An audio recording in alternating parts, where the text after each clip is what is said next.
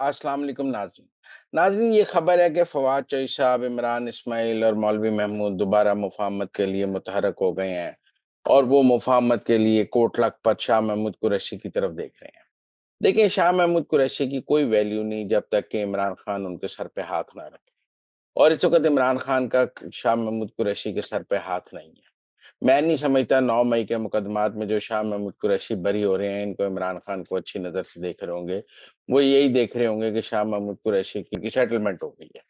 इससे पहले ज़ैन कुरैशी पर भी 26वीं तरमीम में वोट बेचने का इल्ज़ाम लगा और उन्हें शोकॉज़ जारी हुआ, लेकिन एक सॉफ्ट कॉर्नर के तौर पे उनको साइडलाइन कर दिया गया, उनसे ओहदे ले लिए गए हैं, लेकिन इनको पार्टी से निकाला नहीं गया और भी किसी को नहीं निकाला गया कि रियाज फतेहाना, बाकी लोगों को निकाल दिया गया, किसी को शबाए शेर अब्दुल मरवत के और किसी को नहीं निकाला गया अभी तक।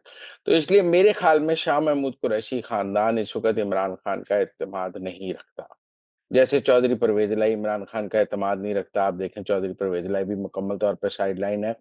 बल्कि ये कहा जा रहा है कि पाकिस्तान बार कौंसिल के इंतखाबात में चौधरी परवेज़ इलाही ने पीटीआई के खिलाफ काम किया है और तहरीक इंसाफ पी चौधरी परवेज़ इलाही ने अपने कैंडिडेट को जितवाने के लिए पीटीआई के वोट खरीदे हैं और एहसन भून ग्रुप का फ़ायदा किया है। ये पीटीआई का सोशल मीडिया ये इल्ज़ामात लगा रहा है। इसी तरह मैं समझता हूँ फवाद चौधरी साहब को ये समझना होगा कि मुफ़ाहमत तब तक कामयाब नहीं होगी जब तक उसको इमरान खान की आशीर्वाद हासिल नहीं होगी। और जब अगर इमरान खान की आशीर्वाद हासिल होगी, तो फिर किसी शाह महमूद कुरैशी की ज़रूरत ही नहीं होगी। फिर शाह महमूद कुरैशी क्या करना है? जब इमरान खान ही मान गए तो शाह महमूद कुरैशी की कोई वैल्यू ही नहीं होगी। शाह महमूद क्या इमरान खान से बगावत करके कोई मुफ़ाहमती तहरीक चला सकते हैं? मैं नहीं समझता शाह महमूद कुरैशी इमरान खान से बगावत करके कोई मुफ़ाहमती तहरीक चला सकते हैं। 2 मिनट में उन्हें गद्दार डिक्लेयर कर दिया जाएगा और वो आउट हो जाएँगे। जावेद हाशमी शाह महमूद कुरैशी के सर पे बैठे हैं। वो तहरीक इंसाफ के अंदर दोबारा एंट्री डालने के लिए बेताब हैं। वो अडयाला भी गए हैं, वो रोज़ इमरान खान के हक में ट्वीट भी करते हैं। क्योंकि उनको भी नज़र आ रहा है कि शाह महमूद कुरैशी पीटीआई में से बाहर निकलने के करीब हैं, लिहाज़ा जावेद हाशमी उस हलके से टिकट और अपने लिए जगह देखते हैं। तो इसलिए मेरे ख़्याल में फवाद चौधरी साहब का शाह महमूद कुरैशी पर बैंक करना कुछ ज़्यादा अच्छी, बड़ी और साफ़ ज़हीन हिकमत अमली नहीं है। मुझे नहीं लगता शाह महमूद कुरैशी को इमरान खान से बगावत करेंगे। शाह महमूद कुरैशी को माफ़ी मिल सकती है, लेकिन आगे को पॉलिटिकल किरदार मिलना मुझे अमली तौर पे नज़र नहीं आता, जैसे फवाद चौधरी वगैरह को नहीं मिल पा रहा है। तो इसलिए मैं नहीं मुफ़ाहमत को बज़रिए शाह महमूद कुरैशी कोई कामयाब देखता, ना ही मैं मुफ़ाहमत को फ़िलहाल फवाद चौधरी के मुफ़ाहमती रवैये को किसी किस्म की कोई कामयाबी मिलता देखता हूँ, क्योंकि अभी इमरान खान का आशीर्वाद उन्हें हासिल नहीं है और जब इमरान खान का आशीर्वाद और ना ही एस्टेब्लिशमेंट मुफ़ाहमत के लिए तैयार है।